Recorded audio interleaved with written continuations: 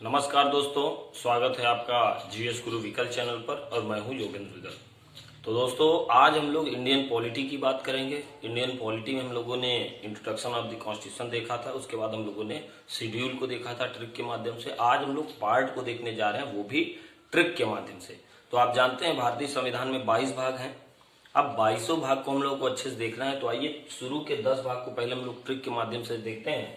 तो देखिए यहाँ पर देखिए, ये जो ट्रिक है शुरू के 10 भाग के लिए, यूसी एफडीआई में यूएस भी यूपी से आगे। तो ये सिंपल सी एक लाइन है जो आपको याद रखना है। यूसी मतलब तुम देखते हो कि एफडीआई में मतलब फॉरेन डायरेक्ट इन्वेस्टमेंट में जो यूएस है वो भी यूपी से आगे है। ये तो नॉर्मल सी बात है, यूएस जो है वो यूपी से आगे तो है ही है। बस यही लाइन आपको अपने दिमाग पे रखनी है कि यूसी एफडीआई में यूएस भी यूपी से आगे है।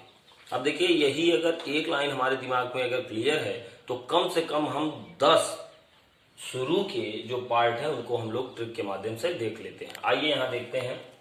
देखिए, पहला यू है, यू से है यूनियन एंड इट्स टेरिटरी, जिसको हम लोग हिंदी में बोलते हैं संघ एवं इसका राज्य क्षेत्र। तो जो हमारा संघ एवं इसका राज्य क्षेत्र है ये पार्ट 1 है। फिर सेकंड पार्ट देखिए, सी है सिटीजनशिप, जिसको हम लोग बोलते हैं नागरिकता। ये देखिए, यूपी पीसीएस 2019 के प्रीलिम्स में पूछा गया क्वेश्चन है कि सिटीजनशिप मतलब नागरिकता कौन सा भाग है। तो नागरिकता कौन सा भाग है भाई? दूसरा भाग है। फिर देखिए, तीसरा एफ से हमारा है फंडामेंटल राइट, मूल अधिकार। तो मूल अधिकार कौन सा भाग है? मूल अधिकार तीसरा भाग है। फिर देखिए, चौथा डी से होता है डीपीएसपी, जिसको हम लोग बोलते हैं directive principles of state policy, राज्य के नीति निर्देशक तत्व। ये आपका चौथा पार्ट है। फिर इसी में चौथे के बाद देखिए, अब डी के बाद मैंने लिखा है आई, लेकिन आई मैंने कैपिटल में नहीं लिखा है। इसका मतलब ये है कि चौथे के बाद चौथे का ए, 42वां संविधान संशोधन किया गया था, उसको हम लोग लेक्चर में देखेंगे। तो चौथे के बाद चौथे का ए लाया गया, जिसमें फंडामेंटल ड्यूटी रखा गया, अर्थात मौलिक कर्तव्यों को रखा गया। तो ये बातें आपको याद रखना है कि मूल अधिकार जो है वो तीसरा भाग है, डीपीएसपी जो है वो चौथा भाग है, और फंडामेंटल ड्यूटी मतलब मौलिक कर्तव्य ये चौथे का ए, चौथा नहीं है, चौथे का ए भाग है। क्लियर? देखिए, फिर पांचवा हम लोग देखें तो फिर यू से यूनियन, मतलब यहाँ पर संघ की बात है, केंद्र की बात है। संघ के लिए कौन सा भाग है भाई? पांचवा। तो संघ में जितने भी संघ के कार्य क्षेत्र में जो भी आएगा वो सब का सब पांचवें भाग में जाएगा। ठीक है। अब अगला देखिए, छठवां भाग एस से है स्टेट, मतलब राज्य। तो राज्य के कार्य क्षेत्र में जो भी आएगा वो सबका सब छठवें भाग में जाएगा।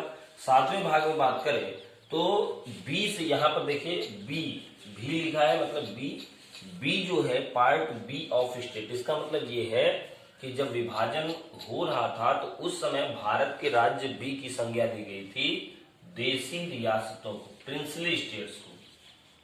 तो यहाँ आप समझिए कि ये पहले था और अब ये भाग नहीं है, तो भाग सातवां है ही नहीं। याद रखिएगा, ये रिपील्ड है, मतलब निरसित है, समाप्त है। पार्ट 7 अब अस्तित्व में नहीं है। क्यों? क्योंकि ये बात करता है देशी रियासतों के लिए, और अब आप सब जानते हैं कि देशी रियासत जैसी कोई चीज नहीं है, तो वर्तमान में सातवां भाग प्रासंगिक नहीं है। देखिए, आठवें भाग की तरफ आए तो यूनियन टेरिटरी, जिसको हम लोग बोलते हैं संघ शासित क्षेत्र या संघ शासित प्रदेश। नौवें भाग की बात करें तो नौवां भाग पी से है पंचायत, जिसको हम लोग बोलते हैं पंचायतें। काफी बार आपके पेपर में पूछा गया है। और यहीं पर याद रखिए, नौवें का ए म्यूनिसिपालिटी, जिसको हम लोग बोलते हैं नगर पालिकाएं। तो नौवां है पंचायत, नौवें का ए है नगर पालिकाएं, और नौवें का बी है सहकारी समितियां। तीन चीजें बिल्कुल याद रखिएगा, कोऑपरेटिव सोसाइटी, सहकारी समितियां। उम्मीद करता हूं आप लोग बात ये समझ पाए होंगे। नौवां है पंचायत, नौवे का ए है नगर पालिका, नौवे का बी है सहकारी समितियां। और फिर हमारा है 10वां, इसको हम लोग बोलते हैं क्या? शेड्यूल्ड एरिया, अनुसूचित क्षेत्र। हमने आपको बताया था कि जो कल्चरल दृष्टि से संवेदनशील हो, ऐसे क्षेत्रों को भारत सरकार, भारत के राष्ट्रपति घोषित करते हैं अनुसूचित क्षेत्र, और उनका प्रशासन खुद अपने पास रखते हैं। तो उम्मीद करता हूं कि शुरू के 10 भागों को आपने ट्रिक के माध्यम से अच्छे से देखा, समझा और इसको याद कर लीजिए, क्योंकि आपके पेपर में यहाँ से क्वेश्चन जरूर आते हैं। अब हम लोग इसके आगे चलेंगे, फिर हम लोग अगले पार्ट को भी ट्रिक के माध्यम से देखेंगे। तो आइए हम लोग आगे चलते हैं। आइए भाई हम लोग आगे देखते हैं। शुरू के 10 भाग को हमने देखा था, अब उसके बाद हम लोग थोड़ा सा और आगे बढ़ते हैं। देखिए जो अगली ट्रिक है शुरू के 10 भाग के बाद, वो है RFT से EP हो गया। ये 11 से 16 भाग तक के लिए ट्रिक है, तो इसको अच्छे से थोड़ा सुन लीजिए फिर से। RFT से EP हो गया। आर की बात करें तो आर का मतलब है रिलेशन, रिलेशन का मतलब होता है संबंध, मतलब केंद्र और राज्य के बीच संबंध की बात 11वें भाग में की गई है। 12वें भाग की बात करें तो एफ से होता है फाइनेंस, मतलब वित्त, जितने भी वित्त की बात है, राजस्व की बात है केंद्र और राज्य के बीच, ये 12वें भाग में बताया गया है।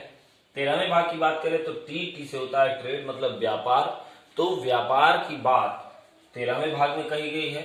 अगर हम बात करें 14वें भाग की, तो 14वें भाग में होता है एस से होता है सर्विसेज, सर्विसेज मतलब होता है सेवाएं। केंद्र और राज्यों के बीच जो सेवाएं हैं, आप जानते हैं जैसे यूपीएससी होता है केंद्र की सर्विस और पीसीएस लेवल होता है राज्य की सर्विस, तो ये सभी सेवाएं 14वें भाग में आएंगी। 14वें के बाद यही याद रखिएगा 14वें का ए, यहाँ पर है ट्रिब्यूनल्स, जिसको हम लोग बोलते हैं अधिकरण।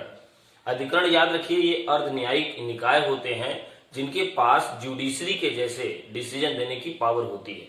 हम लोग अच्छे से देखेंगे ट्रिब्यूनल को, तो एक बार जल्दी से देख लीजिए। 11वें भाग में है रिलेशन मतलब संबंध, 12वें भाग में है फाइनेंस मतलब वित्त, 13वें भाग में है ट्रेड मतलब व्यापार, 14वें भाग में है सर्विसेज सेवाएं, और 14वें के ए भाग में है ट्रिब्यूनल मतलब अधिकरण। ये आपके लिए बहुत इंपॉर्टेंट है, कई बार ये पूछा गया क्वेश्चन है कि ट्रिब्यूनल भारतीय संविधान का कौन सा भाग है, तो आंसर याद रखिएगा 14वें का ए। अब आगे बढ़िए 15वें भाग की ओर, तो 15वां है ई से है इलेक्शन कमीशन, जिसको हम लोग बोलते हैं चुनाव आयोग, निर्वाचन आयोग। ये इंपॉर्टेंट है, कई बार आया है कि निर्वाचन आयोग कौन सा भाग है, तो याद रखिएगा 15वां भाग है। अब यहाँ पर 15 के बाद 16वां भाग अगर हम लोग देखें तो ये है प्रोविजंस। प्रोविजंस की बात है उपबंध, उपबंध मतलब होता है स्पेशल प्रोविजन, मतलब विशेष उपबंध SC ST के लिए, तो अनुसूचित जाति और जनजाति के विकास के लिए जो विशेष उपबंध किए गए हैं, ये 16वें भाग में बताए गए हैं। इतनी बातें आप लोगों को समझ में आई। अब हम लोग आगे बढ़ते हैं, तो अगली जो ट्रिक है वो है लिमिट्स। बस एक वर्ड आपको याद रखना है, लिमिट्स। बस एल से होगा लैंग्वेज, मतलब ऑफिशियल लैंग्वेज, राजकीय भाषाएं। ये कौन सा भाग है भाई, ये है आपका 17वां भाग। फिर 18वां भाग ई से है इमरजेंसी, आपातकाल, ये आपका 18वां भाग है। 19वां भाग है मिसलेनियस, मिसलेनियस मतलब विविध, मतलब जिसको कहीं अन्यत्र नहीं रखा गया है, उन सब चीजों को एक जगह ले आके रख दिया गया है, यही है आपका 19वां भाग। फिर 20वां भाग अमेंडमेंट्स, अमेंडमेंट मतलब संशोधन, तो 20वां भाग है संविधान संशोधन। ये भी कई बार पूछा गया है, यहां से ये आपके लिए इंपॉर्टेंट है। ऑफिशियल लैंग्वेज 17वां भाग, इमरजेंसी इंपॉर्टेंट है 18वां भाग, और आपका 20वां भाग इंपॉर्टेंट है संविधान संशोधन। ठीक है भाई। अब देखिए यहां पर देखिए कि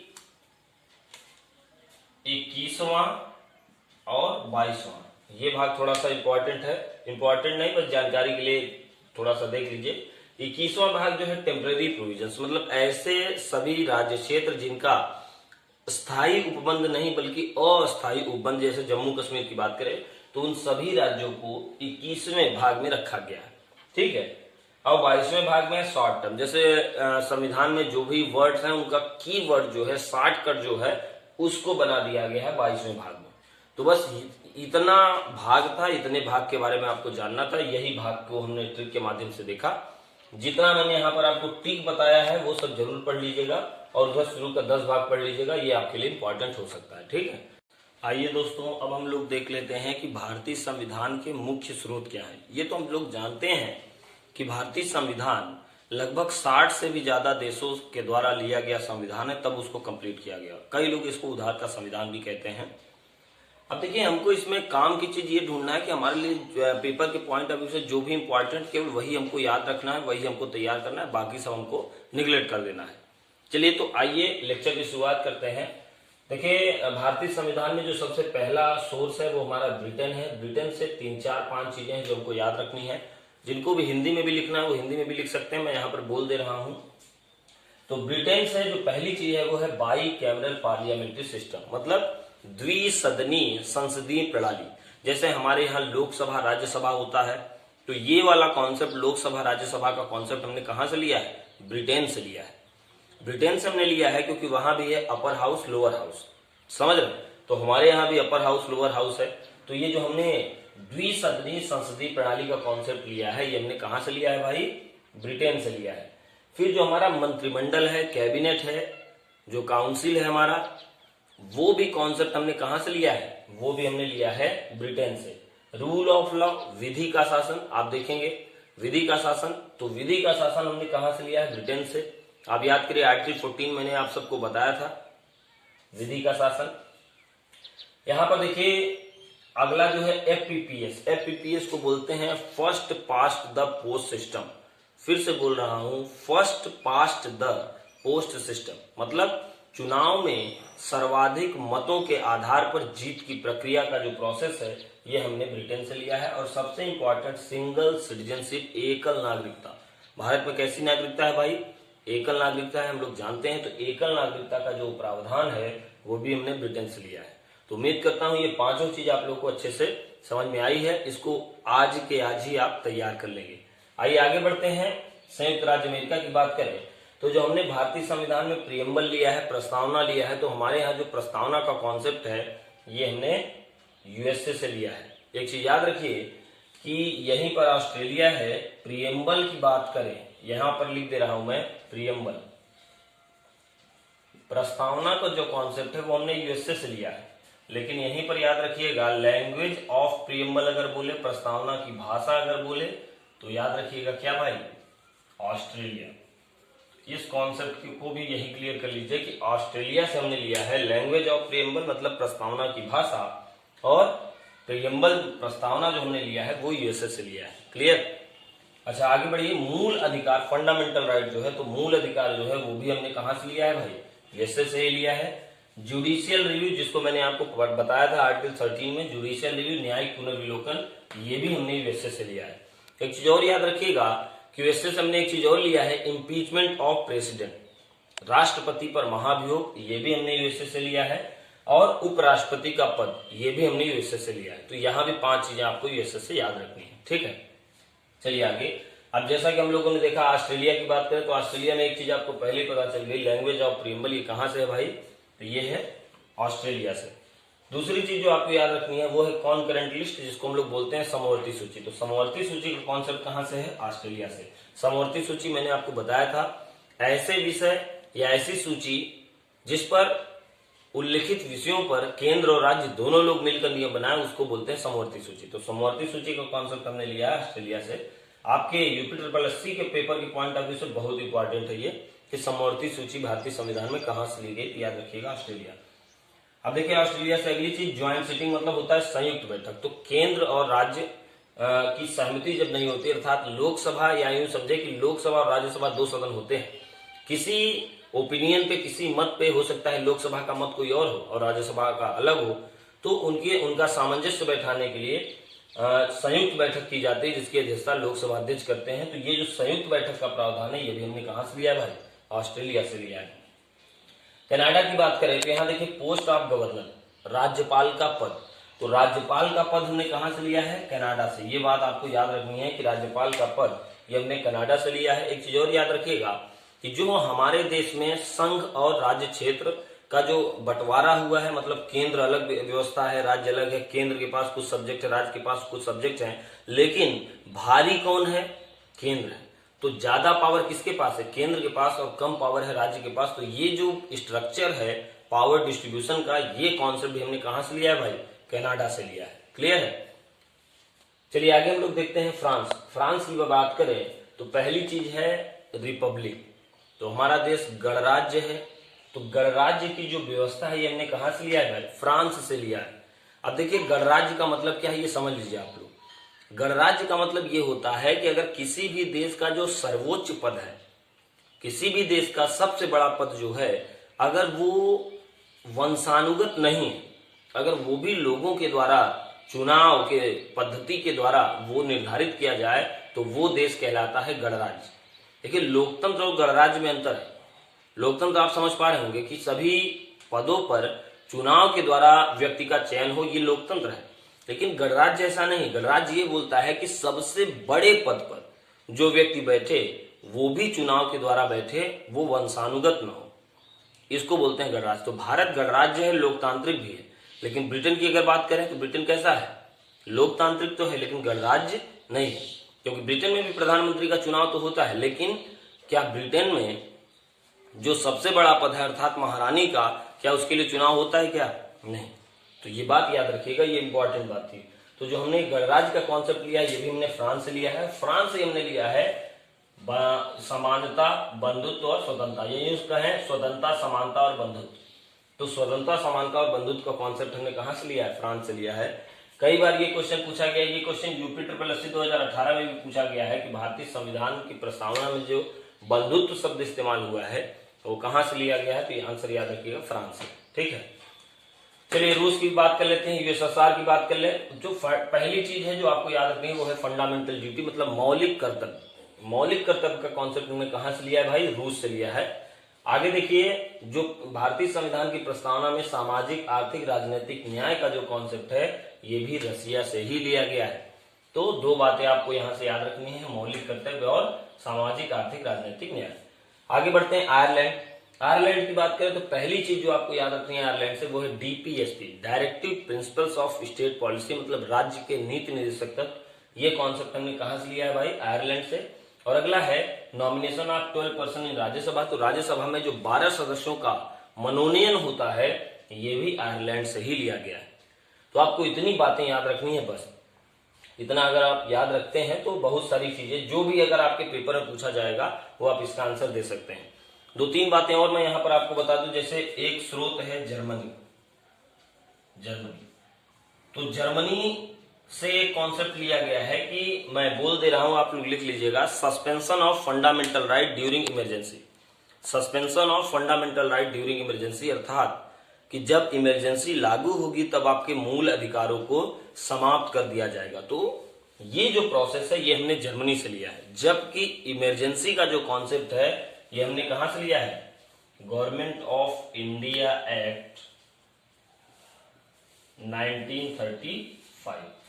तो government of India act 1935, Bharat शासन अधिनियम 1935 से हमने लिया है क्या भाई, इमरजेंसी, आपातकाल का जो प्रावधान है वो यहां से है। और यहीं पर याद रखिएगा कि हमने कॉन्सेप्ट लिया है किसका, सुप्रीम कोर्ट का। तो सुप्रीम कोर्ट का कॉन्सेप्ट हमने कहां से लिया है, ये भी लिया है हमने गवर्नमेंट ऑफ इंडिया एक्ट 1935। यहीं से हमने कॉन्सेप्ट लिया है किसका भाई, यहीं से हमने देखा है कि जो म्यांमार का विभाजन था, म्यांमार विभाजन, सेपरेशन ऑफ बर्मा या म्यांमार, तो म्यांमार विभाजन ये भी आपको दिखेगा कहां से, गवर्नमेंट ऑफ इंडिया एक्ट 1935 से। तो दो तीन बातें आपको यहां से ध्यान रखनी है। ठीक है, तो भारत में सुप्रीम कोर्ट की स्थापना गवर्नमेंट ऑफ इंडिया एक्ट 1935 से हुई। भारत से जो म्यांमार का विभाजन हुआ ये भी गवर्नमेंट ऑफ इंडिया एक्ट 1935 से हुआ। इमरजेंसी को, आपातकाल को लागू करने का जो प्रावधान है वो भी गवर्नमेंट ऑफ इंडिया एक्ट 1935 से। ये बात मैं इसलिए अच्छे समझा रहा हूं क्योंकि आपको लगता है कि जर्मनी से ही लिया गया इमरजेंसी, ये ऐसा नहीं है, इसलिए मैंने आपको दोनों बातें सही से अच्छे से समझाया।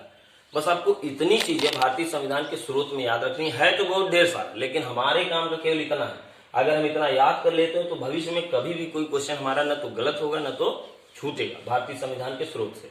ठीक है, तो आइए अब आपसे मिलते हैं अगले लेक्चर में, तब तक वीडियो को अच्छे से तैयार कर लीजिएगा। आप सबका बहुत बहुत धन्यवाद।